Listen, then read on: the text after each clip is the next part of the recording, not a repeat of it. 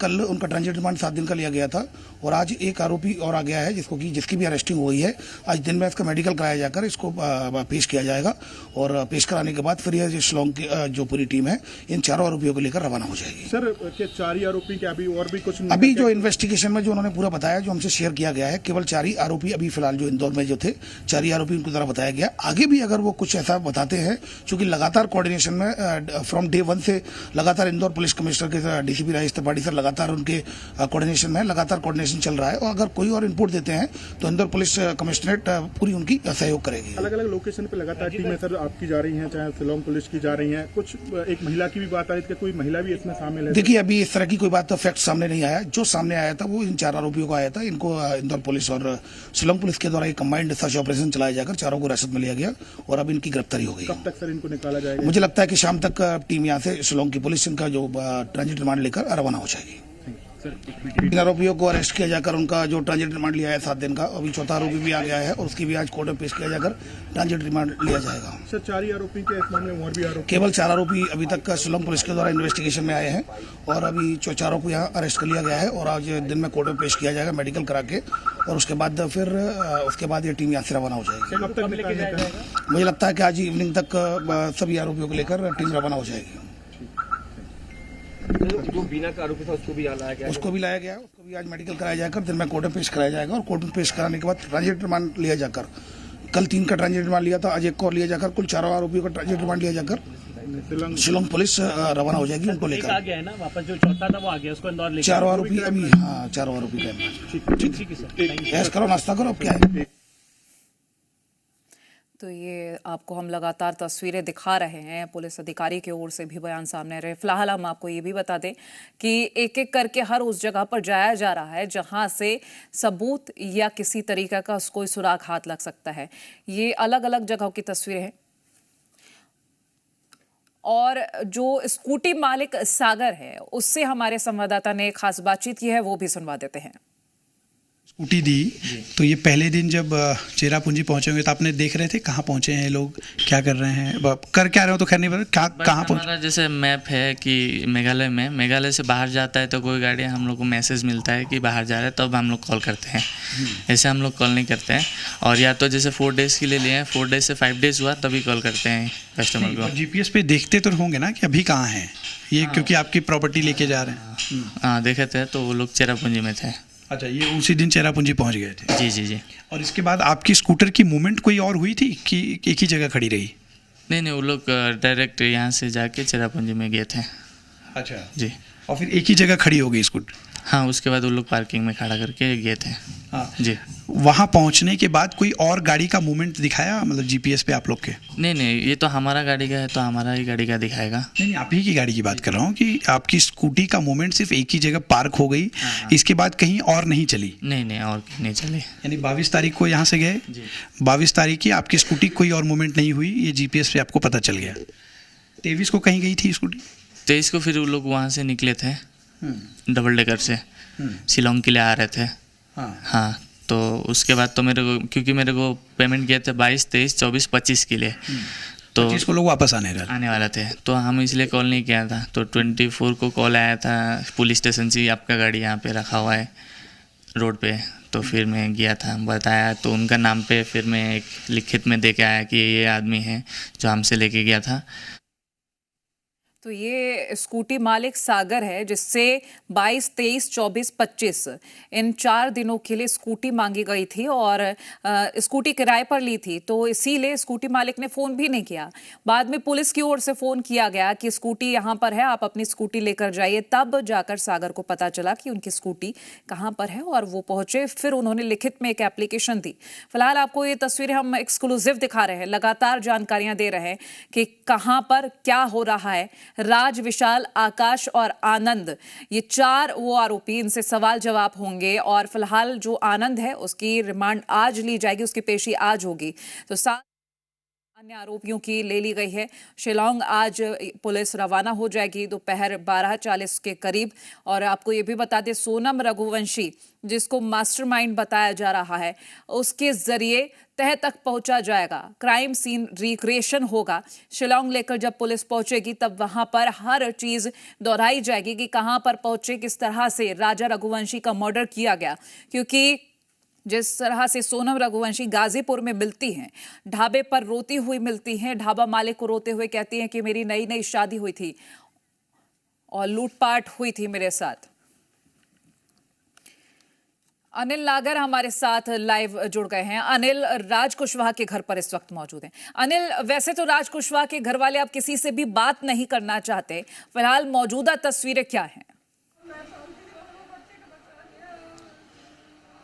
देखिए, बिल्कुल राज के घर में काफ़ी चिंता का माहौल है। जिस तरह से देखेंगे अभी तस्वीरों में आप देख सकते हैं, ये राज का कमरा है और ये राज का परिवार है। 2 बहनें हैं और उनकी माताजी है और वो, मैं उनसे बातचीत करूंगा, लेकिन समझ सकते हैं जिस तरह से इस वक्त उनके ऊपर गुजर रही है, क्योंकि काफ़ी कुछ जो है आरोप राज पर लगे हैं। माताजी, मैं आपसे सिर्फ 2 मिनट बातचीत करना चाहूँगा। राज के ऊपर जिस तरह से आरोप लगे, क्या लगता है? झूठ लगा भैया, मेरा बच्चा कभी ऐसा नहीं कर सकता। पता है भैया, अगर मेरा राज शाम को ड्यूटी से आता था ना काम करके, और कोई दादा सब्जी बेचते थे, उनके पैर में जूते नहीं थे ना, ठंड पड़ती थी तो बोलता था दादा जूता क्यों नहीं पहने, चप्पल क्यों नहीं पहने, तो बोलते थे बच्चा नहीं है, तो अपने जूते उतार के चप्पल दे आता था, अपने जूते उतार देता। घर पे आती थी, मैं बहुत चिल्लाती थी कि भैया अपने नहीं है, तो अपने कम नंगे पैर रहना, खूब चिल्लाती थी। राज सोनम के यहाँ पर कब से काम 2 साल हुए भैया, 2 साल काम पे हुए। अब भैया ये सोचो, जैसे काम पे जाएगा तो लड़की भी बात करेगी, लड़का भी बात करेंगे, बूढ़े भी बात करेंगे, सभी बात करेंगे ना। बस भैया बस ये, और इसके अलावा कुछ नहीं। कभी सोनम की कोई बात नहीं करा। जैसे अपना लड़का, तो अपने लड़का को तो माँ सब कुछ जानती, भाई कहाँ नहीं जानती। कभी उसके कोई जिक्र नहीं करा, कभी उसको कोई बातचीत हमसे कभी नहीं करता था। सिर्फ आता फोन पर सोनम से बात करते हुए आपने देखा? हाँ भैया, इसे कभी नहीं देखा। देखो, जैसे कभी सुबह सुबह उसका भी कभी फोन आ जाता था सोनम का भी काम के लिए, कि सोनम का कभी कभी फोन आ जाता था। सोनम का भी, दीपांश, जो भी लड़की वहाँ काम, 3-4 लड़कियाँ काम करती थी, उनका भी फोन आता था कि राज गोविंद भैया का फोन आया था कि जल्दी आ जाना। कभी उनके पापा का सुबह सुबह रात में फोन आ जाता था कि गाड़ी भरवाना है। गोविंद भैया का भी फोन आ जाता था। तब इसमें भैया अब आप कुछ भी सोचो, हर जिसे आप ही की बहन कहीं काम पे जाएगी और वहाँ उनके जो सेंटर रहेगा, उनके सब कोई तो काम करेगा, तो आपकी बहन किससे बात नहीं करेगी? ये बताओ कि आपका भाई किससे बात नहीं करेगा? सबसे तो बात होगी, साथ में काम करेंगे तो भैया बोल बातचीत तो होती सबसे। अब इसमें कोई कुछ भी लगा दे। पहले भैया सोचो, 3 बहनें की जिम्मेदारी, हमारे कोई आगे पीछे राज भैया को कितनी बहनें हैं राज की? 3 बहनें भैया। एक गाँव में रहती बड़ी वाली। आप कहाँ के रहने वाले? कानपुर के रहने, कानपुर के आगे फतेहपुर जिला है, उसके आगे रामपुर है। हम वही रामपुर में रहते, रामेपुर हमारा गाँव है। रामपुर के रहने, रामपुर के उत्तर प्रदेश के। आप यहाँ इंदौर में कितने सालों से? हमको 20-25 साल हो गए। हमारे सुहानी के पापा की शादी नहीं हुई थी जब से वो यहाँ काम करता। हमारी फल फ्रूट की दुकान थी। अच्छा, आप बहुत लंबे वक्त से इंदौर में रहते हैं। तो राज का जो जन्म है वो इंदौर में ही हुआ? नहीं, गाँव में इंदौर। वो तो पहले इनके पापा यहाँ काम का अपनी दुकान पे रहते थे, मैं गांव में रहती थी। जब मेरी छोटी वाली गुड़िया छोटी थी, जब से मैं आई तो 15-20 साल जब भी हो गए मेरे को यहाँ पे आए। कभी जब तक कुछ नहीं हो भैया। राज वहाँ पर 2 साल से वहाँ काम कर रहा था। उससे पहले राज क्या करता था? उससे पहले कपड़ा मार्केट में जब 10वीं में पढ़ रहा था, उनके पापा शांत हो गए। जब वो काम में जाने लगा था, कपड़ा मार्केट में दिन भर कपड़ा मार्केट में काम करता था, रात में न्यूज़पेपर चला जाता था। भैया मैं बहुत रोती थी कि इतना बड़ा बच्चा इतनी मेहनत कर रहा है। और जो पैसा आता था, बच्चियाँ पढ़ती थी, स्कूल में भर जाती, हम खाने तक को परेशान हो जाते थे। आपकी कौन चोरी भैया? हमारे जब पति नहीं रहता कोई मदद नहीं करता भैया। सोनम के यहाँ पर किसने काम पर लगाया था राज को? किसी ने नहीं बनाया था। मैं जहाँ रहती तो कंप्यूटर क्लास के बताया था, कंप्यूटर चलाने बोलते तेरे को आता है तो वहाँ पे जाके देख लेना। तो राज गया था तो कंप्यूटर चलाया था, उसको आता था। जब वो छोटा था तो मतलब परेशान घर में कहता, एक ही लड़का था, बहुत जिद का काम था। बाबा में उसके पापा उसके पारी कर्मा मान का लड़का था मेरा, बहुत मान मन्नत करा था, सब देवी देवता, जब जाके राज हुआ था। तो देखेंगे जिस तरह से आरोप लग रहे हैं ये कहा जा रहा है कि राज का जो है अफेयर था सोनम के साथ और राज ने ही जो है राजा की हत्या करवाई है सोनम के अरे कभी था मेरा राज जब आया था ना, राजा भैया की जब डेड बॉडी जलाया करा गया, मेरा राज गया था। तो उनके पापा को पकड़ा के ले गया न्यूज़पेपर, तब नहीं कोई देखा क्या। इतना रोया था तो उस दिन से खाना नहीं खाया भैया, उसी दिन से खाना नहीं खाया। मैंने बोला बउआ मुंह देख, हम भैया बहुत रोते थे। मैं भी अपने पति से गुजर चुकी, मैं दुख समझती हूँ कि किसी के बच्चा किसी के पति क्या होता है।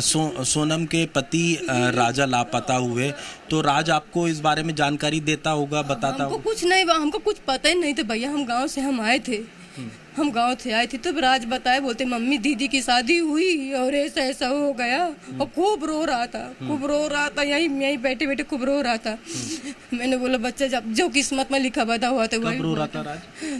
जी जब हम आए थे, हम 31 तारीख को आए, 31 तारीख को हम आए, फिर 1-2 तारीख को हमको राज बताया, 1-2 तारीख को हमको राज बताया कि मम्मी ऐसा ऐसा हो गया।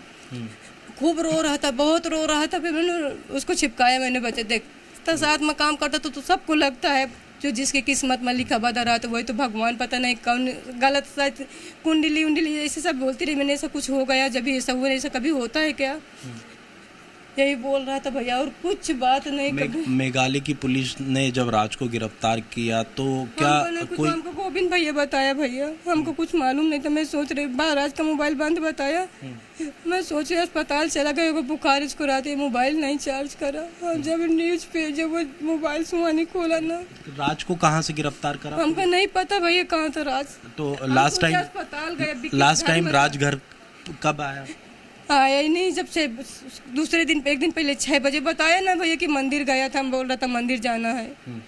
तो जब वो रात में भी चला गया, बोलता मंदिर जा रहा हूँ। फिर बिक्की के घर रुक गया, बोलता मम्मी देर हो गई तो अब मंदिर नहीं जा रहा। तो वहीं पे रुके। फिर 11 बजे फ़ोन लगाया, मैंने वो दवाई कराया, बोलते दवाई नहीं कर मम्मी, सुबह पर डॉक्टर को दिखाऊंगा। मैंने कुछ खाया पिया, बोलते कुछ नहीं खाया, कुछ खाने की इच्छा नहीं है, बुखार है सर्दी, तो खाना अच्छा नहीं लग रहा है। बस भैया सुबह पर दुर्गेश भैया का फ़ोन आया, बोलते कि राज को जगा दो, गोविंद भैया का फ़ोन अर्जेंट बात करना है। तो हम फ़ोन लगावा तो मोबाइल नहीं लगे, तो बिक्की को फ़ोन लगा, उसके बड़े भाई को फ़ोन लगा, सबके मोबाइल बंद बताए। तो मैं घबरा गया। मैंने बोला कि मेरे राज की तबीयत ख़राब रही, तो मैंने बिक्की अस्पताल ले गई, तो इनका मोबाइल कहाँ से बंद बता रहा।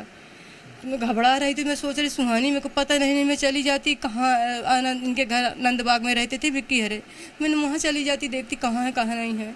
थोड़ी देर में मोबाइल चालू करा भैया, मोबाइल में अपने राज को मैं ऐसा देखा तो मैं गिर पड़ी, मेरी प्रिया भी होश हो गई, बाथरूम कर दिया भैया। उसको समझाया कैसा नहीं हो सकता, ये सब आ गए पानी की छीटा उठा मारे, उसको होश आया। हम गोविंद भैया का फोन लगा कि भैया ये क्या हो रहा, तो बोलते कुछ भी नहीं होगा, मैं तुम्हारे साथ हूँ, राज कभी ऐसा काम नहीं कर सकता, मुझको भरोसा कि राज ऐसा काम कभी नहीं करेगा भैया। बस सोनम के भाई ने आपसे कहा, गोविंद ने, कि राज ऐसा नहीं कर सकता, कभी ऐसा काम नहीं कर सकता भैया। दुर्गेश भैया भी वही काम करते थे, जैसे राज करता था ना वैसे दुर्गेश भैया भी, मतलब थोड़ा दुर्गेश बड़े ही और राज मेरा थोड़ा छोटा है, ये हमेशा साथ में ही काम करते थे। तो दुर्गेश भैया से भी पूछ लेना भैया, वो भी बोला कभी राज ऐसा काम नहीं कर सकता, आंटी जी मेरे को भरोसा, तुम मत घबराओ, कभी ऐसा काम नहीं आपको क्या लगता है राज अगर ऐसा नहीं कर सकता तो फिर कौन हो सकता, कौन ऐसा कर सकता? अब भैया आप ही बताओ, आप कौन, मैं क्या बताऊं, मैं तुझे से यहाँ जैसे अब आप ही नहीं कोई चीज देखोगे तो कैसे बोलोगे कि आप अपने मन से किसको बोलने, बताओ। मैं तो किसी को नहीं बोल सकती, भगवान न किसी को बोल सकती, न किसी को। सोनम से कभी आपका मिलना हुआ? मैं कभी नहीं मिली भैया, मैं किसी से कभी नहीं मिली। हाँ सोनम नवरात्रि में जब गरबे हुए थे, गरबे देखने मेरी बच्चियाँ गई थी, उनकी पूरी कंपनी से सब गए थे, सब कोई गया था, तो राज मेरी बच्चियों को भी ले गया था। तो जब भी इन्हें गरबे में देखा था, देखा वो गरबे खेलने लगी, बस इतना देखना इनका, मैं तो अपने आंखों से कभी उसको नहीं देखा। साथ में गरबा खेले सोनम के साथ? वहाँ कहीं गरबा होता है ना, तो जाते हैं ना बना करते का पर्ची वर्ची कुछ बनती है, तो वहाँ पे देखने गए थे, तो सब गए थे। तो राज इन बिट्टी को भी बोलती, राज इनको भी कभी नहीं भैया जाती, कोई नहीं आगे पीछे नहीं है, न कहीं सबके बच्चे घूमने फिरने जाते, ये भी मेरे से रोने लगती थी। मैं बोलती बिट्टी तुम्हारी किस्मत में होता तो तुम्हारे पापा बने रहते। देख भैया कहते मुसीबत से कमा रहा है, तुम कहीं ना जाओ। सोनम का जब राज के पास फोन आता था तो क्या वो सिर्फ काम के विषय में ही बात काम के विषय में देखो, अब आप देखो ये इतना हमारा पैर नहीं है, इसमें रात लेटता था, हम तीनों माँ बेटी इसमें लेटते थे। अब इतने माँ आप ही कुछ बात करोगे तो हमको भी तो सुनाएगा कि नहीं सुनाएगा, ये बताओ पहले। न कोई कान कभी रेड लगाता था, कभी नहीं। जब कभी नहीं बोलती कि कभी लगा भी चाहे लगा लेता, नहीं कभी नहीं। कभी बात करते तो अपने उसका शब्द तो हमको सुनाई पड़ती ना भैया, उसका ना सुना था तो राज का तो सुना था कि क्या बोल रहा है। अब इतने में कितनी बात करेगा, आप ही बता लो, आप ही सब कुछ देख लो भैया। आप भी अपने दिल से अपने हाथ धर के देखो कि आपके ऊपर क्या बीतती होगी। एक माँ का सहारा, एक ही बच्चा। अब भैया मैं कोई आगे पीछे नहीं। जब से राज पर और सोनम पर आरोप लगे हैं राजा की हत्या को लेकर, सोनम के घर वालों ने आपसे बातचीत की इस विषय में? हमसे कोई बात नहीं भी। हम भैया पहले नहीं कभी बात करते थे, हम पहले भी कभी बात नहीं करते थे। चैनल बंद करिए, सोनी गेट ना बंद कर, मैं जान फटफटा जाए। चैनल बंद करिए, चैनल बंद। भैया अब आप जाओ, अब आप जाओ भाई। तो देखेंगे कि ये राज का ये कमरा है और अपने परिवार के साथ जो है राज यहाँ पर रहता था। एक छोटा सा एक जो है ये कमरा है और इसी में राज जो है अपनी बहनों और माताओं के साथ माँ के साथ जो है यहाँ पर रहते था। और देखेंगे कि कहना है राज की माँ का कि कभी कभार सोनम का फ़ोन राज के पास आता था और वो जो है काम को लेकर ही सिर्फ बात करती थी। और ये तो काफ़ी स्पष्ट है कि सोनम जो है राज को पहले फ़ोन किया करती थी, लेकिन जैसे कि राज की माँ बता रही है कि वो जो है काम को लेकर फ़ोन करती थी। देखेंगे ये छोटी बहन है राज की और एक राज की बहन है, उनसे भी मैं बातचीत करने की कोशिश करूंगा।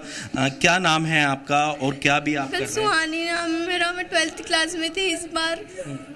क्या लग रहा है जिस तरह से राज के ऊपर आरोप लगे हैं, आपको यकीन है कि? बिल्कुल यकीन नहीं है, बहुत गलत आरोप लगे, वो ऐसा कभी नहीं कर सकते अंकल। सोनम का फोन आता था राज के पास तो क्या विषय पर बात होती थी? काम के विषय में कि गाड़ी भरवानी है, माल लगवाना है, बिल बनाना है, बस ऐसी बात होती थी। 2 मिनट में फ़ोन कट जाता था, कभी कभी हम ही लोग उठा लेते जब सुबह आता था तो। आप कितने बार सोनम से मिली हैं? सिर्फ एक बार, गरबे के टाइम पे जब उनकी पूरी की पूरी टीम आई थी, बस तभी मिले थे, उसके बाद कभी नहीं मिले। आप सभी भी उस समय? हाँ, बस तभी मिले थे उनसे हम। कितने वक्त राज वहाँ पर होता था, कंपनी में कितने घंटे काम किया था? सुबह 10:30 11 बजे जाते थे, फिर शाम को 8 बजे तक आ जाते थे, 8 साढ़े 7 ऐसे आ जाते थे। अभी आपने भी सब चीज़ें सुनी है, लेकिन काफ़ी आरोप जो है कल हम लोगों को पता चला है ये सब, जब हमने न्यूज़ में देखा है तभी पता चला है ये सब। हमको उसके पहले कुछ नहीं पता था, ये न्यूज़ में सब गलत छाप रहे। अभी तक हमको ऐसे ही लगता था कि राजा भैया को किसी ने मार दिया है और उनके मम्मी पापा को देख देख के हम भी यहाँ पे ऐसे तड़प रहे थे, रो रहे थे, लेकिन हमको नहीं पता। अभी आपकी माता जी बता रही थी कि जब आप अपने गांव से आए तो राज यहाँ मिला, बताया सबको कि जो है ऐसा जो हुआ है, सोनम के पति की डेथ हुई है। तो कैसे राज रो रहा था उस समय, क्या कुछ बताया? नहीं रो रहे थे भैया, तब भैया ने ये बताया कि दीदी और भैया घूमने के लिए गए थे, उनके साथ हादसा हो गया इतना बड़ा। फिर उसके बाद भैया रोने लगे, भैया बोलते मम्मी उनके साथ इतना बड़ा हादसा हो गया वहाँ पे और दीदी मिल नहीं रही है।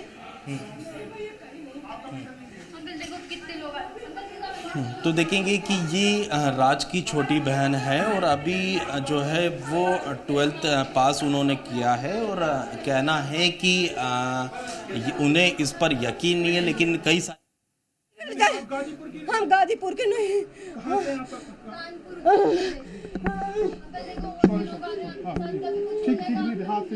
ठीक है।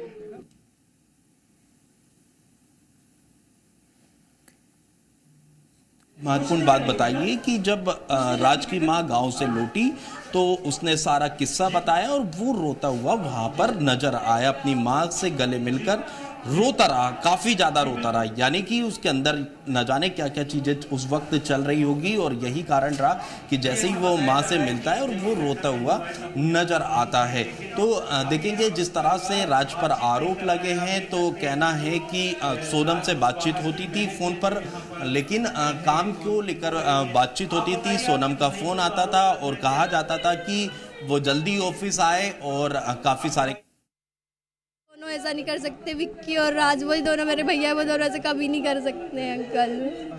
यहीं थे जब घटना हुई? हाँ भैया यहीं थे। भैया वहाँ पे नहीं, कहीं भी बाहर नहीं गया। आप ऑफिस वालों से पूछो ना, वो रोज ऑफिस जाते थे, गोडाउन जाते थे, वो ऐसा नहीं कर सकते। क्या मांग करेंगे आप? क्या मांग? मैं बोलूँगी मेरे भाई को बचा लो, गोविंद भैया, राजा भैया के बड़े भाई, मैं सबसे यही बोलूँगी हाथ जोड़ के वो मेरे भाई को बचा ले। उनके साथ पूरी फैमिली है, लेकिन हमारे साथ कोई नहीं है हमारे भाई के अलावा। फंसाया जा रहा है, मेरे भाई ने ऐसा कुछ नहीं किया। सामने आ रही गाजीपुर के आप लोग रहने वाले हैं, वहाँ के कोई गाँव तो अंकल गाजीपुर की नहीं है, बहुत सारे गाजीपुर है। पता नहीं दीदी कौन से गाजीपुर से मिली, हम लोगों को तो नहीं पता ना। आप कौन से वाले गाजीपुर से हैं? हम लोग फतेहपुर के पास जो गाजीपुर है, हम वहाँ के रहने वाले हैं। हमारा गांव रामपुर है, गाजीपुर के काफी आगे है हमारा गांव। ऐसा कुछ नहीं था जैसा आप लोग बोल रहे हो, ऐसा सिर्फ न्यूज में देखा है, न्यूज में दिखाया जा रहा है, ऐसा सब गलत। अनिल हमारे सहयोगी लगातार लाइव बने हुए हैं। अनिल, अब राज की माँ कुछ बोलने वाली हालत में नहीं लग रही है, बेसुध हो गई हैं वो, लेकिन बहन जितना बोल पा रही है वो ये कह रही है कि उनका गांव जो है गाजीपुर के आसपास, जो कि फतेहपुर के पास कहीं पड़ता है। हालांकि यूपी के गाजीपुर से सोनम रघुवंशी मिली थी। कहीं ना कहीं बहुत सारी कड़ियां हैं, ऐसे कनेक्ट करने की कोशिश रहेगी पुलिस जब छानबीन करेगी। लेकिन अभी अगर हम पड़ोसियों से भी आपने जब बातचीत की, उनका ये कहना कि राज ऐसा कर ही नहीं सकता, पूरा भरोसा जता रहे हैं लोग।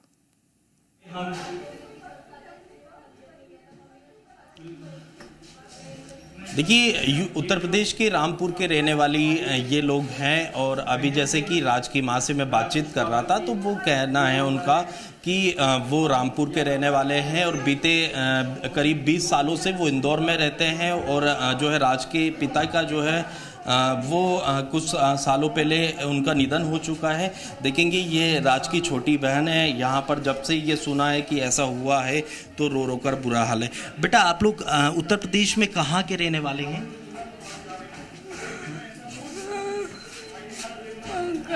तो देखेंगे कि कुछ बोलने की स्थिति में जो है अब वो नज़र नहीं आ रहा है, लेकिन जिस तरह से देख सकते हैं हम कि राज पर ही राजा के हत्या का आरोप लगा है, उसके बाद से घर वाले जो है बेसुध हुए हैं और उन्हें ये यकीन नहीं हो रहा है कि राज जो है राजा की हत्या करवा सकता है, क्योंकि और कुछ कह रहे हैं आप? नहीं करवा सकता, मेरा भैया कभी ऐसा नहीं कर सकता है। क्या लगता है बेटा, जिस तरह से राज पर राजा की हत्या के आरोप लगे हैं सोनम के साथ? मेरा भैया कभी ऐसा नहीं कर सकता है, प्लीज झूठ बोल रही है। मेरा भैया बहुत छोटा है, ऐसा कभी नहीं कर सकता है। राज की और सोनम की जो बात होती थी फोन पर, क्या बातचीत आपको? नहीं बातचीत होती थी, सिर्फ वो ऑफिस के सिलसिले में ही फोन आता था उनका बस। क्या सोनम के द्वारा कहा जाता था राज को? सिर्फ वो उनके यहाँ पे प्लाई का काम होता है, वही गाड़ी में भरवाया जाता है, सिर्फ उस सिलसिले पे फोन आते थे और कोई बातचीत नहीं होती थी। तो देखेंगे कि ये राज की छोटी बहन है और हालांकि इस समय वो खुद भी बेसुध है, लेकिन जिस तरह से अभी जब मैं राज की माँ से बात कर रहा था तो कई सारी बातें बताई है। उन्होंने कहा है कि राज जब फ़ोन पर बात करता था सोनम से तो काम को लेकर ही बात होती थी और सोनम कहती थी कि जल्दी ऑफिस पहुंचना है। साथ ही देखेंगे कि जब ये मैंने पूछा राज की माँ से कि कभी सोनम से उनका मिलना हुआ तो कहना है कि वो तो कभी नहीं मिली, लेकिन उनकी बेटियां जो है सोनम से मिली। एक बार राज जो है अपनी बहनों को लेकर सोनम के साथ और कंपनी के एम्प्लॉय के साथ वो एक बार गरबा में जरूर गए थे। तो सोनम से राज की बहनें जो है पहले एक बार मिल चुकी है। साथ ही ये भी कहना है कि 2 साल से वो काम कर रहा था वहाँ पर और जैसे ही गांव से राज की माँ लौटती है तो जो है राज ये बिलक बिलक के रोने लगता है कि सोनम के पति के साथ कुछ ऐसा हो गया। इस बात को लेकर वो काफ़ी रोता हुआ नजर आता है और अपनी माँ को सारी बातें बताता है। तो देखेंगे जिस तरह से राज पर पूरा राजा के मर्डर को लेकर आरोप लगे हैं, उसके बाद से जो है अब ये राज के घर वालों का रो रो कर बुरा हाल जो है दिखाई दे रहा है। और ये एक छोटे से कमरे में ही यहाँ पर रहता था। 2 साल से सोनम के यहाँ पर काम कर रहा था, लेकिन घर वालों को ये तो साफ तौर पर कहना है कि वो जो है करीब 2 साल से वहाँ पर काम कर रहा था। निश्चित तौर पर। और अभी भी घर वालों को या पड़ोसियों को, क्योंकि पड़ोसियों से भी जब आप बात कर रहे थे तो उनका ये कहना कि राज आता था घर पर और किसी से बातचीत इतनी थी नहीं, नेचर का अच्छा बता रहे थे लोग। लेकिन अगर आप और लोगों से भी बातचीत हो पाई, क्योंकि ऐसा होता है जब हम सालों से एक जगह पर रह रहे हैं, बाहर थोड़ा बहुत तो निकलना होता है, बातचीत, कोई ऐसा क्लोज फ्रेंड रहा हो? देखिए, बिल्कुल आसपास के और लोग हैं, उनसे बातचीत करेंगे, लेकिन जिस तरह से ये राज की माँ बता रही है कि सोनम का फ़ोन आता था और सोनम जो कहती थी कि जल्दी ऑफिस जाने के लिए वो राज को बोलती थी, तो देखेंगे ये पड़ोस के कुछ लोग हैं और उनसे भी बातचीत करने की कोशिश करेंगे।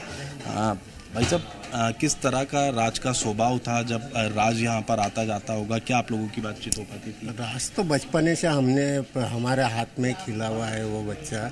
उसके पापा एक कोरोना काल में अंतिम संस्कार भी हम लोगों ने करा। वो तो नॉर्मल मतलब साधारण परिवार है। 10-15 हज़ार। जिस तरह से राज पर हत्या के आरोप लगे हैं, क्या आपको लगता है?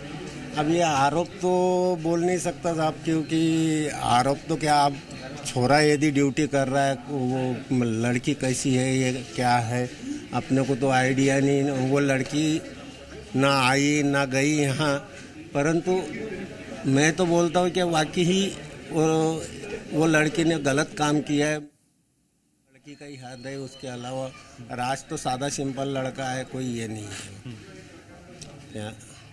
क्या ये आरोपी आनंद है, जिसे गिरफ्तारी कर हुई थी, तो रात को लेकर यहाँ पहुंचे थे। अभी क्राइम ब्रांच की टीम इसे यहाँ से मेडिकल के लिए लेकर